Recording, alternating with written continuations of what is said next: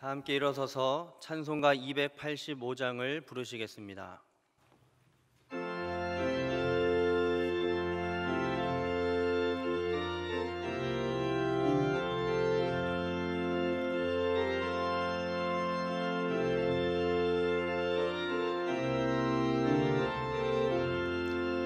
주의 말씀 받은 그날 참 기쁘고 복되도다. 이 기쁜 마음 못 이겨서 온 세상에 전하노라. 기쁜 날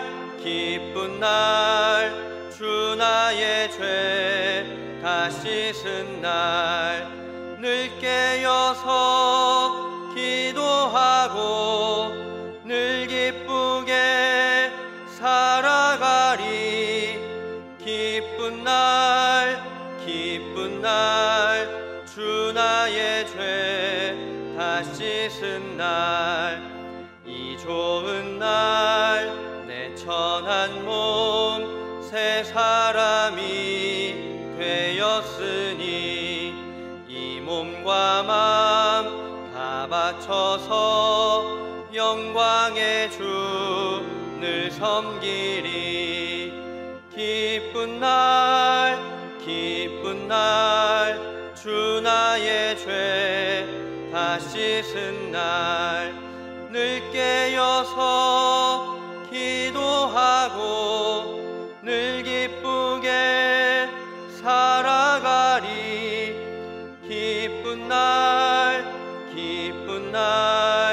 주 나의 죄 다 씻은 날 새 사람 된 그날부터 평안한 마음 늘 있어서 이 복된 말 전하는 일 나의 본분 삼았도다. 기쁜 날 주 나의 죄 다 씻은 날 늘 깨어서 기도하고 늘 기쁘게 살아가리. 기쁜 날 주 나의 죄 다 씻은 날. 아멘.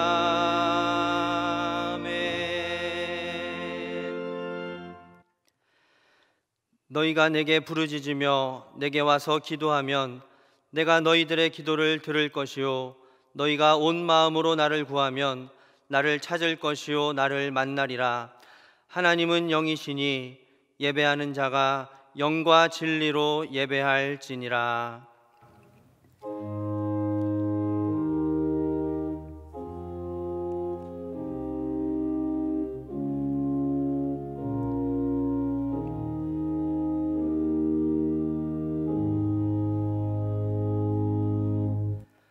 앉으셔서 찬송가 105장을 부르시겠습니다.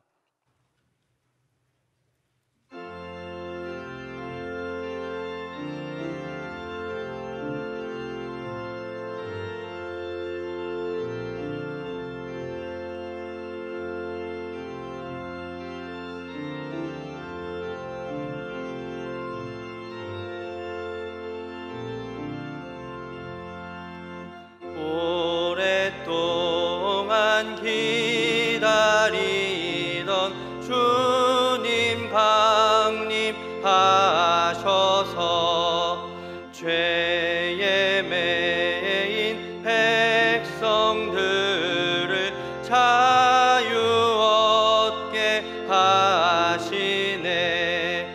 주는 우리 소망이요 힘과 위로 되시니 오래 기다리던 백성 많은 복을 받겠네.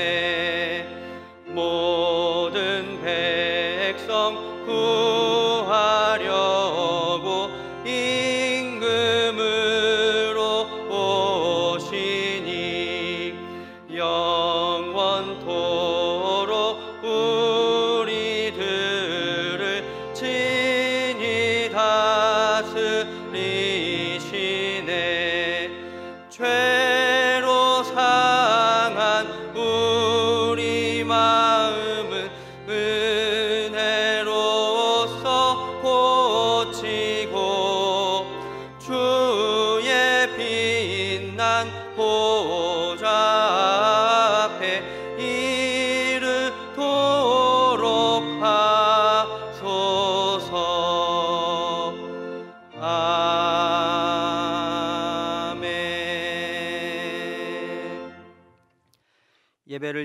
정승면 집사님께서 기도하시겠습니다. 사랑과 은혜와 자비가 풍성하신 아버지 하나님, 이 시간 건강한 몸과 마음으로 예배를 드릴 수 있게 해주셔서 감사합니다. 하나님의 자녀 삼아 주셔서 하나님 안에서 자유하고 안전한 삶을 사는 축복을 허락해 주셔서 감사합니다. 주님의 크신 은혜와 사랑을 매 순간 기억하며 감사하는 자녀가 되기 원합니다. 저희들은 믿음 안에서 산다고 하면서 바로 서지 못하고 순간순간 내 욕심과 세상의 욕망을 쫓으며 낙심하고 좌절하고 주님을 멀리했던 거 고백합니다. 이 시간 귀한 예배를 통해 말씀으로 은혜 받고 심령을 변화시켜 주셔서 주님이 주신 복음의 진리를 깨닫고 세상 밖의 불쌍한 영혼들에게도 복음을 전할 수 있는 그런 사람이 되기를 소망합니다. 하나님의 뜻에 순종하는 삶을 살도록 붙들어 주시고 그렇지 못한 삶이었다면 이 시간 회개하오니 용서하옵소서.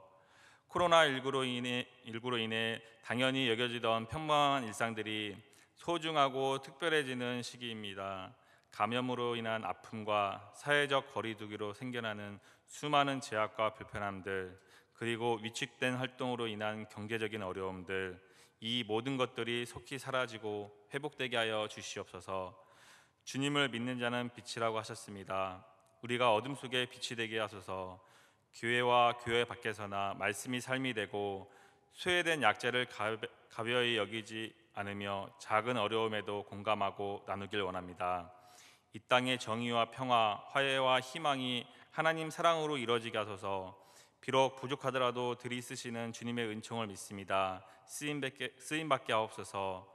지극히 높은 곳에서는 하나님께 영광이요 땅에서는 하나님이 기뻐하신 사람들 중에 평화로다 하신 말씀처럼 주님이 오심을 기다리는 대림절 동안 저희의 삶이 주님의 뜻 안에서 기뻐하고 승리하는 삶 되게 하여 주시옵소서.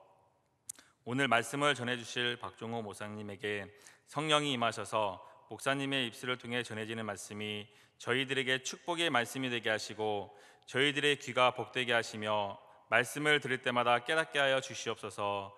특주를 준비한 박다은 선교님에게도 함께 하시어 주님의 축복이 넘치는 시간 되게 하옵소서.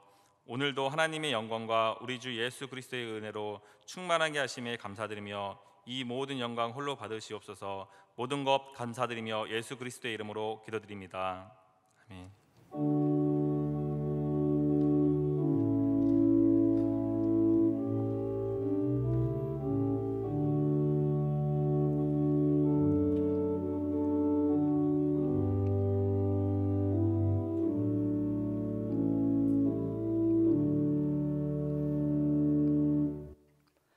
찬송가 539장을 부르시겠습니다.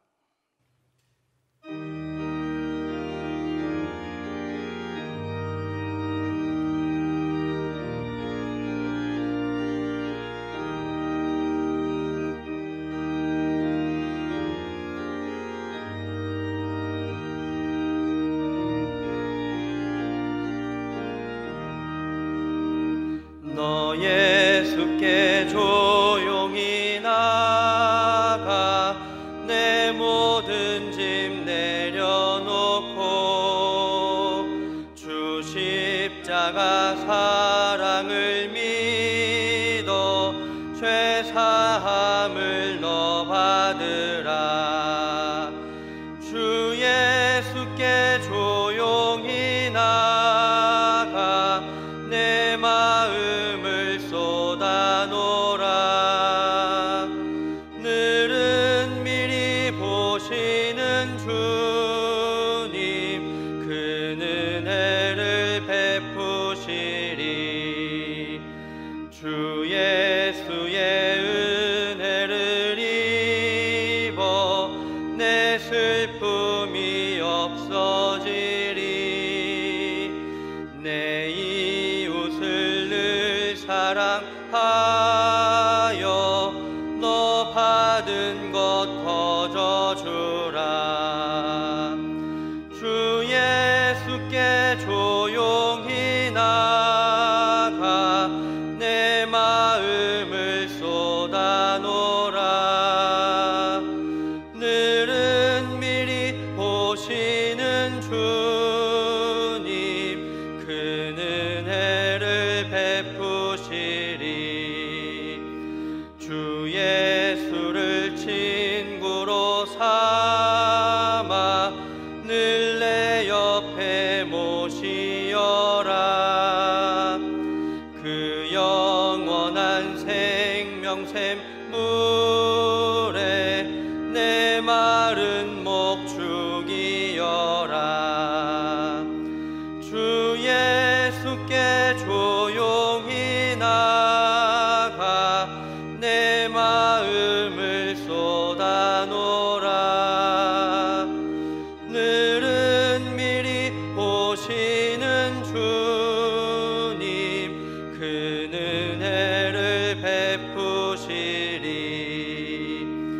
너 주님과 사귀어 살면 새 생명이 넘치리라. 주 예수를 찾는 이 앞에 참 밝은 빛 비추어라. 주 예수께 조용히 나가 내 마음을 쏟아놓으라. 늘은 미리 보시는 주님 그 은혜를 베푸시리.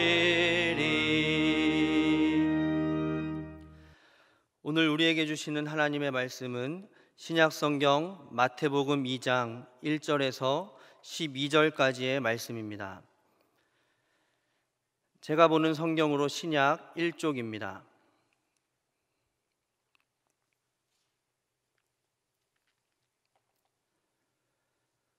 한 절씩 교독하겠습니다. 헤롯 왕 때에 예수께서 유대 베들레헴에서 나심에 동방으로부터 박사들이 예루살렘에 이르러 말하되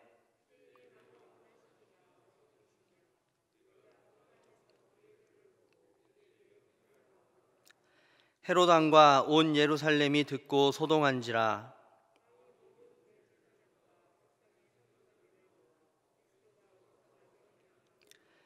이르되 유대 베들레헴이오니 이는 선지자로 이렇게 기록된 바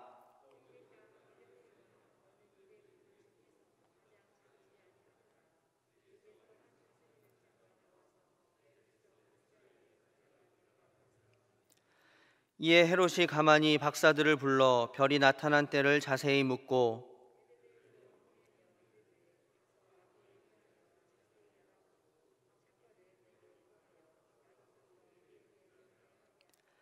박사들이 왕의 말을 듣고 갈새 동방에서 보던 그 별이 문득 앞서 인도하여 가다가 아기 있는 곳 위에 머물러 서 있는지라.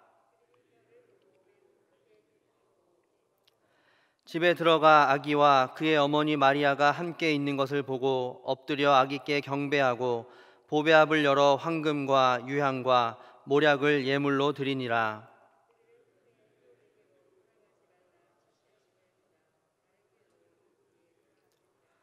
아멘. 박다은 성도의 플루트 특주가 있겠습니다.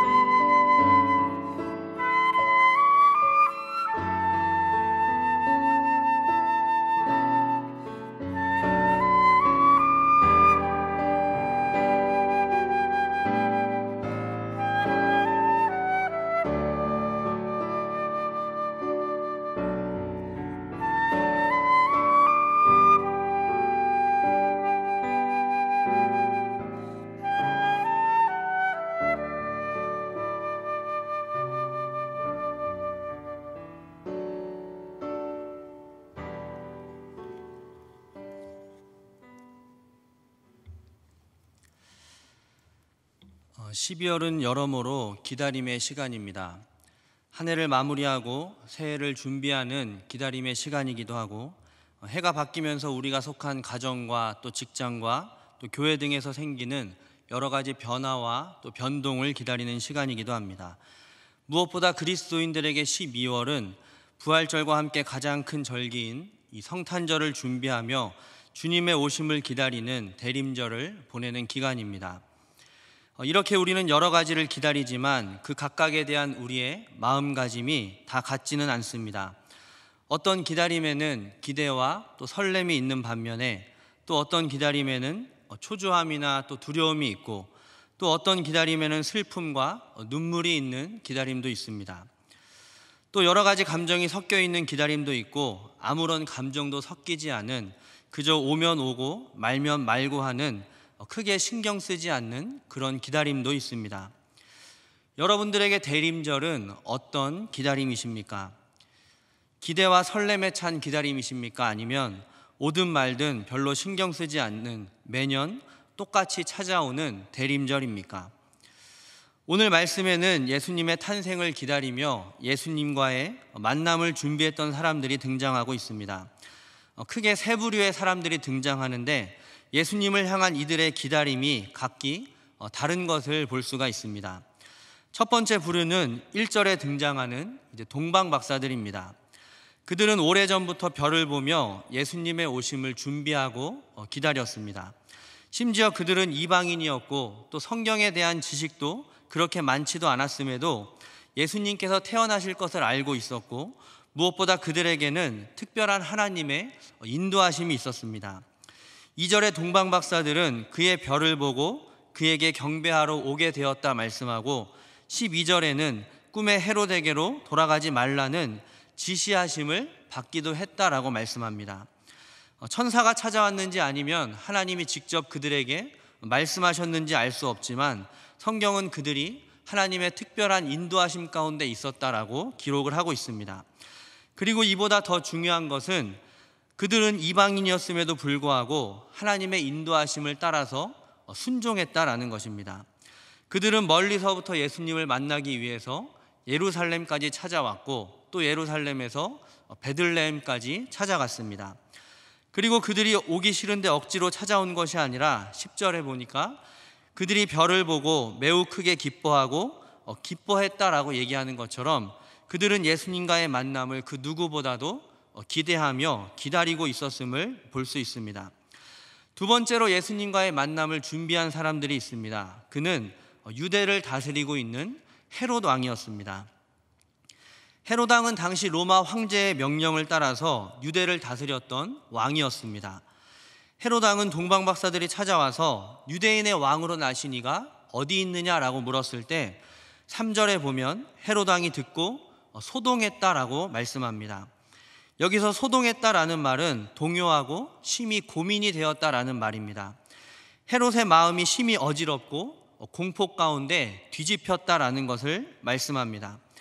예수님의 오심이 동방박사들에게는 큰 기쁨이었는데, 헤롯에게는 마음을 요동케 하는, 소동하게 하는 그런 일이었습니다. 아마도 동방박사들이 했던 말 가운데 유대인의 왕으로 나시니가 어디 계시느냐 하는 그 말 때문이었을 겁니다. 지금 유대의 왕이 누구입니까? 바로 헤롯 왕입니다. 그런데 그 유대를 다스리고 있는 헤롯 왕 앞에서 유대인의 왕을 또 찾고 있으니 헤롯 왕이 놀랄만 했습니다. 특별히 헤롯은 권력욕이 아주 심했던 사람으로 알려져 있습니다. 이방인이었음에도 로마의 인정을 받아 유대인의 왕이 될 수 있었던 것은 헤롯이 그만큼 권력을 차지하기 위해서, 또 쟁취하기 위해서 수단 방법을 가리지 않은 결과라고 할 수 있습니다. 심지어 그는 그 자리를 지키기 위해서 자기 가족들도 살해하기까지 했던 인물로 알려져 있습니다. 그런 그가 유대인의 왕으로 예수님이 오셨다는 얘기를 들었을 때 당연히 그의 마음은 요동칠 수밖에 없었을 것입니다. 혹시라도 지금 자신의 그 자리를 빼앗길지 모른다는 생각 때문이죠. 그래서 그는 예수님이 언제 또 어디로 왔는지를 알아야만 했고, 7절에서 8절 말씀에 보면 동방박사들에게 아기 예수님을 만나게 되면 자기에게도 알려서 나도 가서 경배하게 하라고 동방박사들에게 부탁을 하게 됩니다. 왜 그랬을까요? 헤롯이 예수님을 진짜로 만나서 경배하기 위해서였을까요? 그렇지 않습니다. 헤롯의 진짜 목적은 아기 예수를 찾아서 죽이면서 자신의 자리를 지키기 위함이었습니다. 그러나 자신의 계획이 실패로 끝나자 16절 말씀을 보면 헤롯이 박사들에게 속은 줄 알고 심히 노하여 사람을 보내어 베들레헴과 그 모든 지경 안에 있는 남자아이를 2살까지 다 죽였다라고 기록합니다. 이렇게 헤롯 왕은 예수님의 오심을 거부하고 또 적대시했던 인물이었습니다.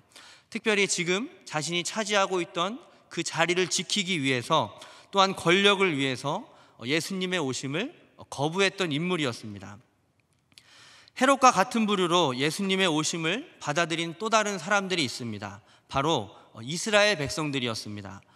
그러나 이상한 것은 원래 이스라엘 백성들은 예수님의 오심을 누구보다도 기다리고 있었던 사람들이었다는 것입니다. 그들은 늘 예수님의 오심을 간절히 기다리고 또 기다렸습니다. 이스라엘이 바벨론에 의해 멸망하고 그 후에 다른 여러 나라들에 의해서 멸망당하면서 지배를 받으면서 누구보다도 자신들을 그런 속박에서 벗어나게 해줄 수 있는 메시아를 그들은 늘 기다렸습니다. 그런데 그런 백성들이 오늘 말씀 3절에 보니까 헤롯 왕과 온 예루살렘이 함께 소동했다라고 말씀합니다. 그들은 헤롯처럼 직접적으로 대놓고 예수님을 적대시하지는 않았지만 예수님의 오심이 헤롯 왕을 더 날카롭게 하거나 또 그의 잔인성을 부추겨서 자신들에게 혹시라도 해가 될 것을 두려워하고 걱정했습니다. 그래서 누구보다도 예수님의 오심을 기뻐하고 또 환영해야 할 이스라엘 백성들이었지만 그들은 헤롯과 함께 소동했다라고 말씀하고 있습니다. 그런 측면에서 이 둘은 같은 부류였습니다. 헤롯이 자신의 자리를 지키고자 예수님을 거부했던 것처럼 이스라엘 백성들 역시도 지금 자신의 처지와 상황이 더 악화될 것을 걱정하면서 예수님의 오심을 거부하고 있었던 것입니다. 마지막으로 예수님의 오심을 기다리고 준비했던 사람들은 대제사장과 서기관들이었습니다. 대제사장과 서기관들은 누구보다도 하나님의 말씀을 잘 알고 있었습니다. 그래서 헤롯 왕은 동방박사들이 찾아왔을 때 대제사장과 서기관들을 불러놓고 그들에게 물었습니다. 그리고 그들은 말씀을 따라서 예수님이 어디서 태어나실지도 정확히 알고 있었습니다. 4절에서 6절까지 말씀을 보면 왕이 모든 대제사장과 백성의 서기관들을 모아 그리스도가 어디서 나겠느냐 물으니 이르되 유대 베들레헴이오니 이는 선지자로 이렇게 기록된 바 또 유대 땅 베들레헴아 너는 유대 고을 중에서 가장 작지 아니하도다. 내게서 한 다스리는 자가 나와서 내 백성 이스라엘의 목자가 되리라 하였음이니이다 라고 대답을 하고 있습니다. 대제사장과 서기관들은 성경에 이렇게 정통해 있었고 예수님이 베들레헴에서 태어나실지도 정확히 알고 있었습니다. 예수님의 오심을 이렇게 정확히 잘 알고 있던 그들이 어떤 반응을 보였을까요? 오늘 우리가 읽은 말씀에는 대제사장과 서기관들에 관한 이야기가 더 이상 나오지 않고 있습니다. 그들은 자신의 직분에 맞게 또 하나님을 섬기는 자들로 마땅히 예수님이 오실 때 예수님을 찾아가고 예수님을 경배해야 했지만 그들은 아무런 반응도 보이지 않고 있었습니다. 동방박사들과 헤롯 왕이 예수님의 오심에 좋고 나쁨을 떠나서 적극적이었다면 반대로 이들은 너무나 소극적이었습니다. 무반응에 가까웠습니다. 오면 오고 말면 말고 하는 시기였습니다. 그들은 늘 말씀을 가까이 하는 삶을 살았지만 그에 따르는 행함과 순종은 그들에게 없었고 하나님의 말씀은 그저 그들의 머리에만 머물러 있었음을 볼 수 있습니다.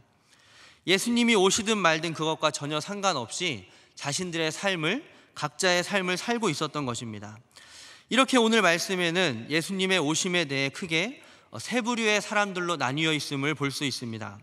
예수님을 향해 적극적으로 나선 동방박사들과 예수님의 오심을 적대시하며 거부했던 헤롯 왕과 이스라엘 백성들, 그리고 예수님의 오심에 크게 상관하지 않고 아무런 반응을 보이지 않고 무관심했던 대제사장과 서기관들입니다. 여러분들은 대림절에 어떤 모습으로 지금 예수님을 기다리고 계십니까?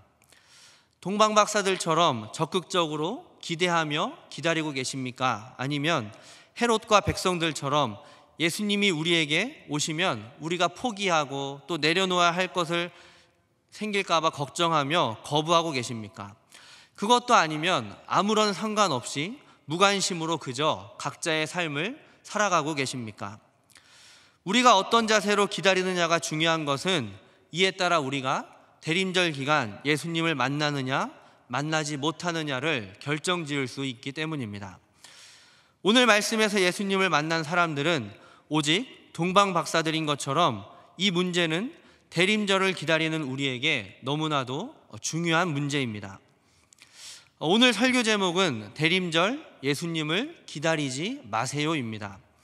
대림절은 예수님을 기다리는 절기고 또 지금까지 제가 예수님을 어떻게 기다리는지가 그렇게 중요하다라고 얘기했는데 예수님을 기다리지 말라니 이게 무슨 말이냐 할 수 있습니다. 그러나 이 제목은 예수님을 정말로 기다리지 말자라는 뜻이 아니라 아무것도 하지 않은 채로 가만히 앉아서 예수님이 오시든 말든 수동적으로 그렇게 기다리지 말고 동방 박사들처럼 우리도 대림절에 적극적으로 주님을 만나기 위해서 주님이 계신 그 자리로 주님을 찾아 나서야 한다는 뜻입니다. 예수님을 적극적으로 기다리자라는 뜻입니다. 동방 박사들이 예수님을 만날 수 있었던 가장 큰 이유는 가만히 앉아서 기다리기만 한 것이 아니기 때문입니다. 그들은 예수님이 오신 그 베들레헴 그 마구간으로 그 자리를 찾아갔기 때문에 예수님을 만날 수 있었습니다. 유대를 다스리던 헤롯과 또 유대 땅에 살고 있는 수많은 백성들, 그리고 성경 말씀을 잘 알고 있었던 대제사장과 서기관들이 예수님을 만날 수 없었던 것은 그들이 예수님이 계신 그곳으로 찾아가지 않았기 때문입니다. 그들 역시 예수님을 기다렸지만 예수님이 오신 그 자리가 아니라 엉뚱한 곳에서 자기 생각대로 예수님을 기다리고 있었기 때문인 거죠. 제가 인도에서 혼자 여행을 했던 적이 있습니다.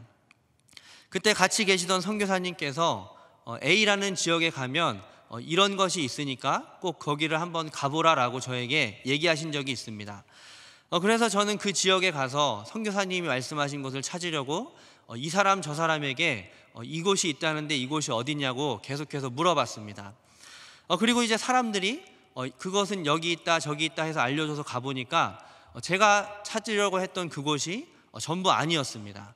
그리고 나중에 경찰에게까지 연결이 돼서 나는 이곳을 가려고 하는데 나를 좀 여기로 데려다 달라 이렇게 얘기하니까 그 경찰이 또 저를 데리고 여기저기 또 다 찾아다녔습니다. 그러다 결국에 찾지 못하고 또 다음 일정이 있어서 이제 그곳을 떠나게 되고 여행을 마치고 이제 선교사님을 다시 만났습니다. 그때 선교사님이 저에게 하시던 말씀이 너무 미안하다고 내가 얘기했던 그곳이 거기가 아니라 다른 곳에 있었다라고 저에게 얘기를 해준 적이 있습니다. 제가 여행을 하면서 원하던 그곳을 찾지 못했던 이유는 너무나도 당연한 이유였습니다. 그 찾던 곳이 그 지역에 없었기 때문이죠.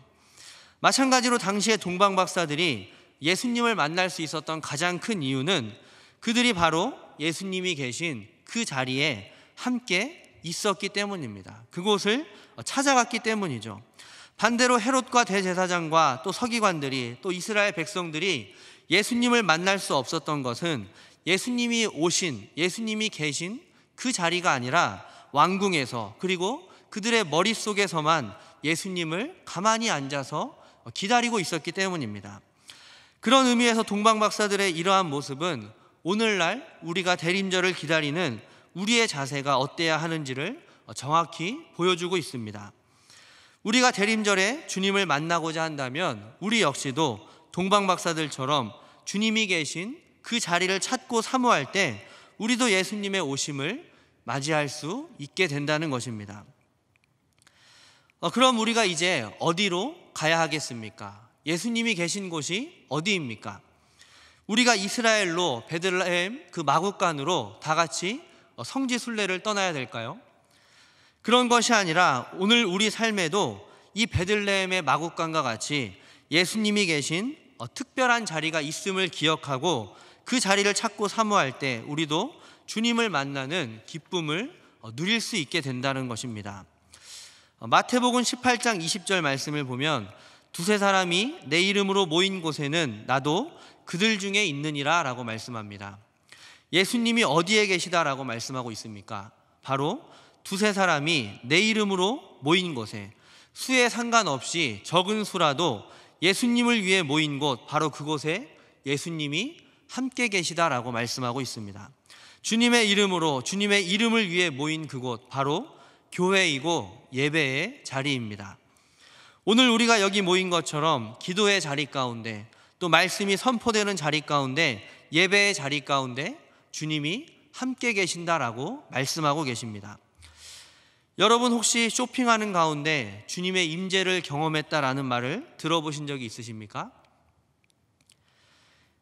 저는 그런 말을 들어본 적이 없습니다.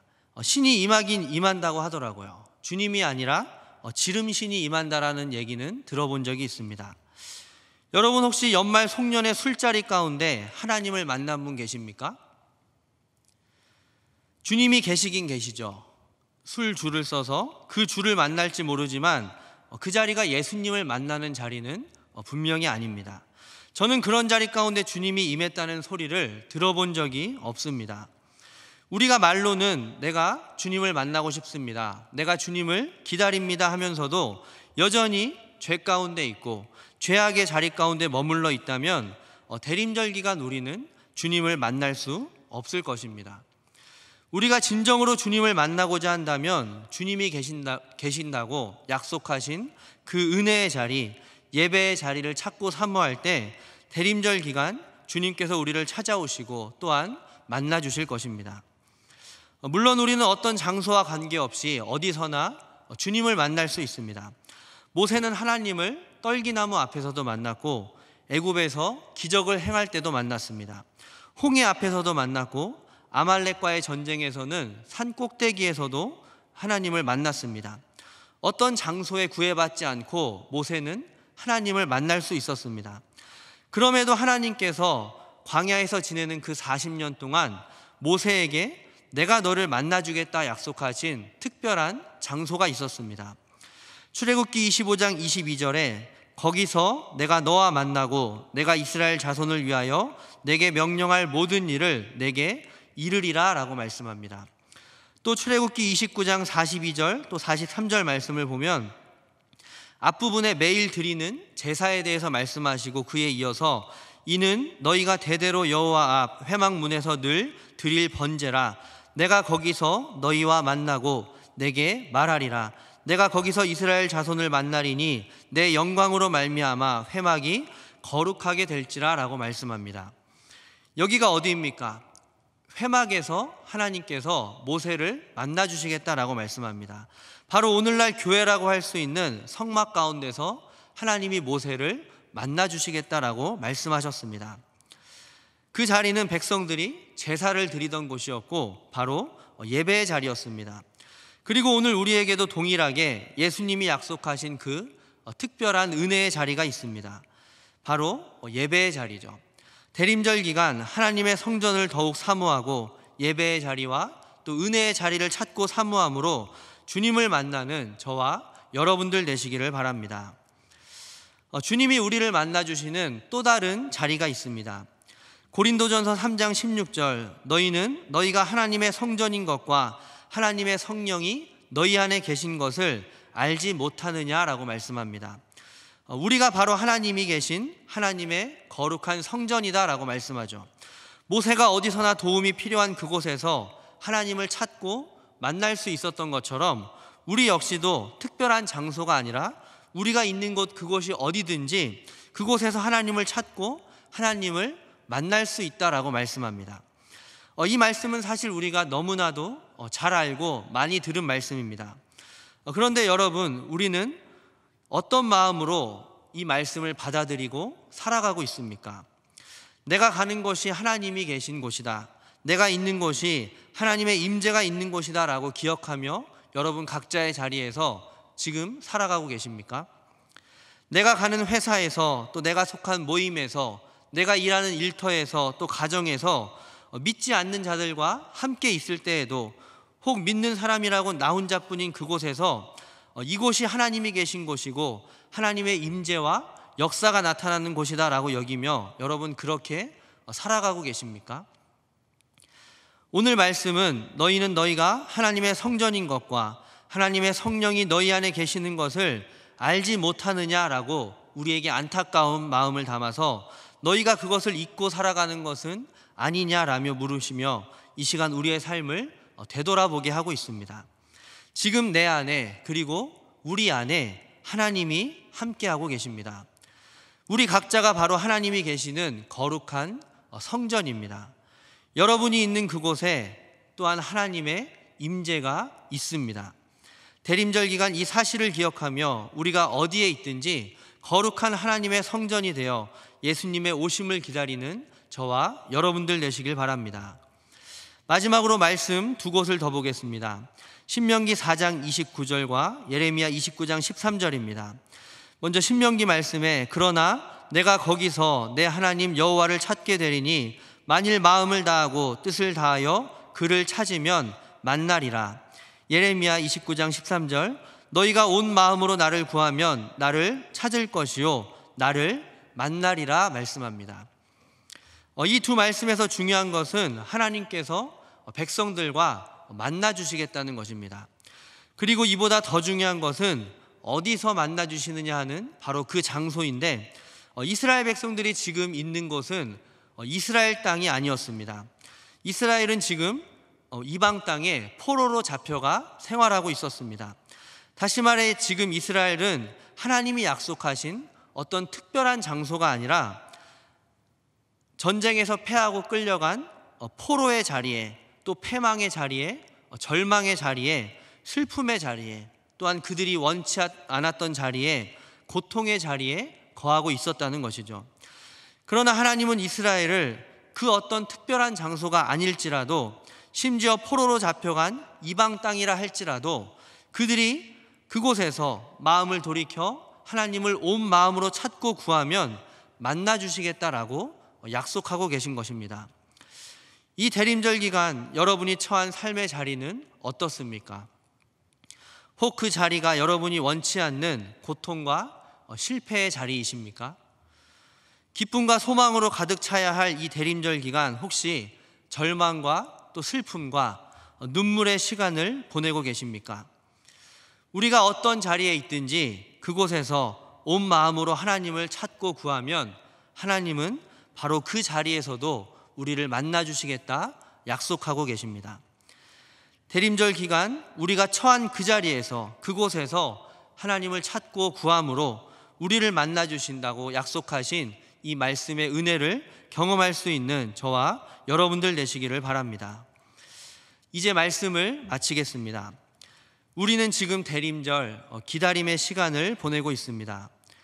주님의 오심과 또 만남을 기다리면서 첫째로 대림절뿐만 아니라 나아가 우리 평생의 삶 가운데 주님이 계신 특별한 은혜의 자리를 끊임없이 찾고 사모하시는 저와 여러분들 되시길 바랍니다. 둘째로 우리가 거룩한 하나님의 성전으로 내가 있는 그곳이 바로 주님이 임재하시는 곳임을 기억하며 우리가 속한 모임과 또 공동체가 하나님이 임하시는 곳이 되도록 우리가 주님을 찾고 사모하는 이 대림절이 되시길 또한 바랍니다. 마지막으로 지금 우리의 삶의 자리가 고통과 슬픔의 자리이고 실패와 절망의 자리일지라도 온 마음으로 주님을 찾고 구함으로 남은 한 해와 또 다가오는 새해에 동방박사들이 별을 보고 매우 크게 기뻐하고 기뻐했던 것처럼 주님을 만나고 또한 주님과 동행하는 기쁨을 회복하며 살아가는 저와 여러분들의 대림절이 되시기를 간절히 바랍니다. 하나님 아버지, 대림절 기간 주님의 오심을 사모하며 보다 적극적으로 주님이 임하시는 그 자리, 예배의 자리와 은혜의 자리를 찾게 하여 주시고 그곳에 임재하시는 주님을 만나는 은혜가 우리 모두에게 있게 하여 주옵소서. 또한 내가 하나님이 거하시는 거룩한 성전임을 깨닫고 어디에 있든지 그곳에서 주님을 찾음으로 그곳이 하나님이 거하시는 거룩한 곳이 되게 하여 주시고 우리가 처한 고통과 절망 가운데서도 주님을 찾고 만남으로 기쁨을 회복하는 이 대림절이 되게 하여 주옵소서. 감사드리며 우리를 위해 이 땅에 오신 예수님의 이름으로 기도드립니다. 아멘. 찬송가 315장을 부르시겠습니다.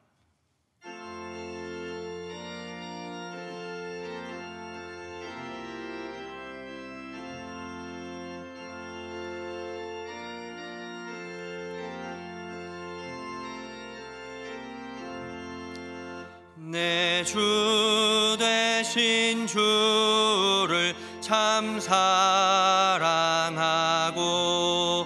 곧 그에게 죄를 다 고합니다. 그는 해를 주신 내 예수시니 이전보다 더욱 사랑합니다. 주 날 사랑하사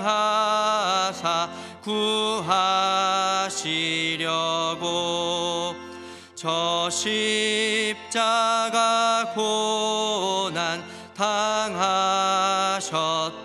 당하셨도다. 그 가시관 쓰신 내 주 배우니 이전보다 더욱 사랑합니다. 내 평생에 힘쓸 그 큰 의무는 주 예수의 덕을 늘 기림이라. 숨질 때에까지 내 할 말씀은 이전보다 더욱 사랑합니다. 그 영광의 나라 나 들어가서 그 풍성한 은혜 늘 감사하리. 금면류관 쓰고 나 찬송할 말 이전보다 더욱 사랑합니다. 담임 목사님께서 교회 생활 말씀하시겠습니다. 예, 우리 서로 인사하겠습니다. 축복합니다. 축복합니다. 축복합니다. 교회 생활 말씀드립니다. 오는 13일 주일 저녁 찬양 예배 직후에 2021년도 예산안 의결을 위한 공동회의로 모입니다. 세리교인들은 모두 참여해 주시기 바랍니다. 25일 성탄절 예배 시에 유아 세례식이 있습니다. 해당되는 가정은 신청해 주셔서 20일 주일 저녁 5시 50분에 문화관에서 교육받고 문답하신 후에 유아 세례 받을 수 있습니다. 2020년 한 해를 회고하는 영상 제작을 위해서 각 부서 기관 동아리 행사 및 활동 사진과 동영상 자료를 수집합니다. 금년에 코로나19 사태로 인해서 많은 기관 부서 동아리들이 활동을 잘 못했습니다만 있는 자료를 제출해 주시면 한 해 회고하는 영상에 제작하도록 하겠습니다. 결혼 광고 있습니다. 3교구 13구역 김동익 성도 조순덕 집사 차남 김지연 군과 배은희 양의 결혼식이 12일 토요일 오후 4시 20분 서울 강동웨딩 KDW 3층 마이더스홀에서 있겠습니다. 6교구 9구역 김화주 집사, 장옥권 집사, 장남 김진환 군과 정다현 양의 결혼식이 12일 토요일 낮 12시 카이스트 정문술 빌딩 드림홀에서 있겠습니다. 축하해 주시기 바랍니다.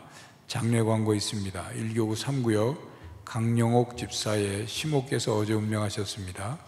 빈소는 단국대병원 장례식장 2층 전통실입니다. 자세한 사항은 1교구장인 박종호 목사에게 문의해 주시기 바랍니다. 이상 말씀드립니다. 다 함께 합심으로 기도하는 시간을 갖겠습니다. 먼저 주신 말씀을 기억하며 주님의 오심을 기다리는 대림절 기간과 또 앞으로 우리 삶 가운데 적극적으로 주님 계신 그 은혜의 자리를 찾으며 사모하는 삶이 되도록, 또한 내가 하나님의 성전임을 기억하며 살아가는 삶이 되도록 기도하겠습니다.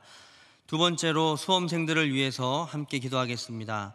코로나로 어려움 가운데 시험을 치르고 또 대입을 준비하는 수험생들의 앞으로의 모든 입시 과정과 또 진행 절차에 어려움이 없도록, 피해 입는 입시생들이 없도록 또한 기도하겠습니다.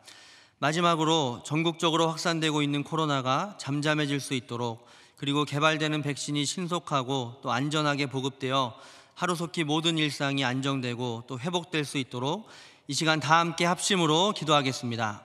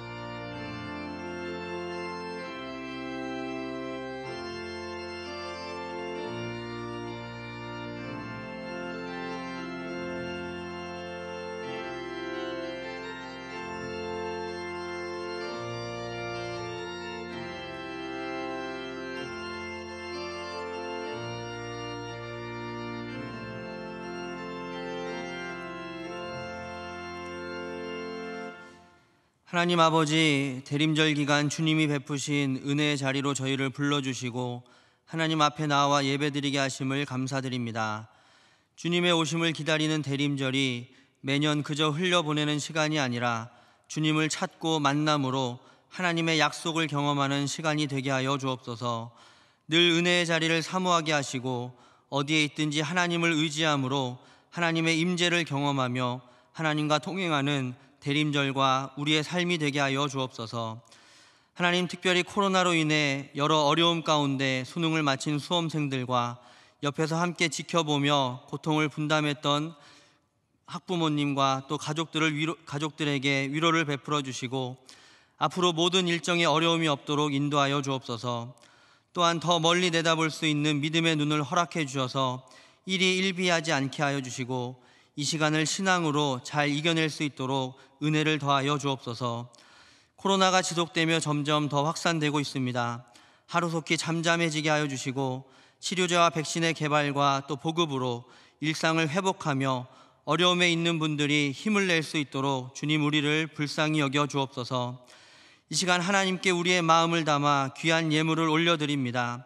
11조와 또 감사헌금과 또 세계 선교로 드리는 이 헌금이 하나님이 기뻐 받으시는 예물이 되게 하여 주시고 하나님의 뜻대로 사용되어 꼭 필요한 이웃들과 섬김의 자리에 작은 씨앗이 되어 열매 맺게 하여 주옵소서. 드린 손길들을 기억하여 주시고 가정과 일터와 또 준비하고 계획하는 모든 일들 위해 하나님의 인도하심과 채우심으로 함께하여 주옵소서. 감사드리며 우리를 위해 이 땅에 오시고 우리를 위해서 다시 오실 예수님의 이름으로 기도드립니다. 아멘.